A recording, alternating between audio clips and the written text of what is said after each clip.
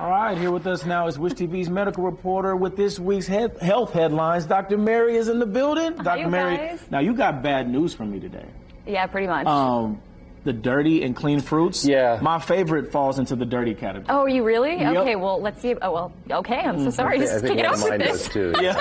Okay, guys, strawberries, spinach, and kale are among the dirtiest fruits and vegetables at supermarkets. That's according to the annual Dirty Dozen and Clean 15 list from the Environmental Working Group, which is a nonprofit advocacy organization.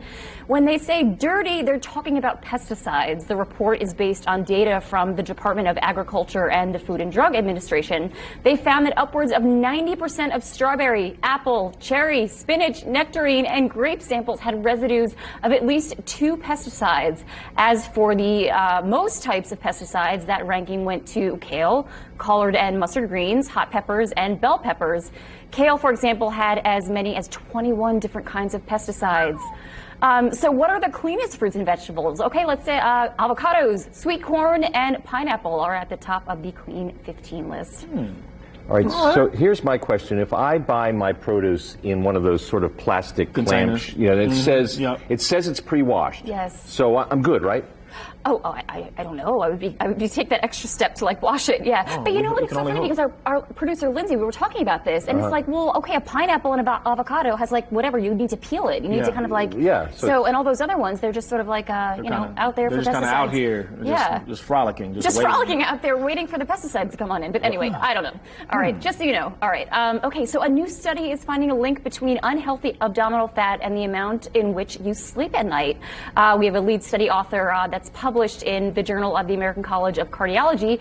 The Mayo Clinic cardiovascular medicine researcher says lack of sleep makes us snack more frequently, especially in the evenings. The excess calorie intake can lead to weight gain. She says short sleep also seems to alter the hormones that regulate appetite, increasing the levels of the ones that make us hungry and decreasing the ones that make us full. After 2 weeks of short sleep, the study participants noticed a difference. The increases were in both types of fat. One is called subcutaneous.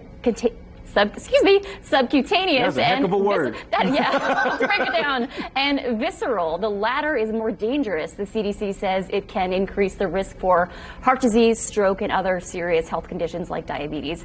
For adults, at least 7 hours of sleep each night is recommended. All fun and games until you can't see your feet. Yeah, exactly. So guys, just the difference between subcutaneous and visceral. So subcutaneous, it's like the one you can pinch, right? The one you can like do like what I don't know, some sort of like body fat test with. The visceral are on your organs, so you can't see those unless you get some sort of imaging. What that does, it sort of it decreases the blood vessels to the organs. You don't get as much oxygen, okay? So that increases your blood pressure. So that's why it's linked to all of these increased chronic diseases. That makes a point. I'm not sleeping enough because I'm snacking a lot. So, yeah. Oh, I don't know if that's just me. Maybe that's just a me thing, but I think I snack way too much. Yeah. Well, can I blame it on the sleep, George? You think at this point? I think that's a good excuse. But you've got youth on your side. For now. Yeah.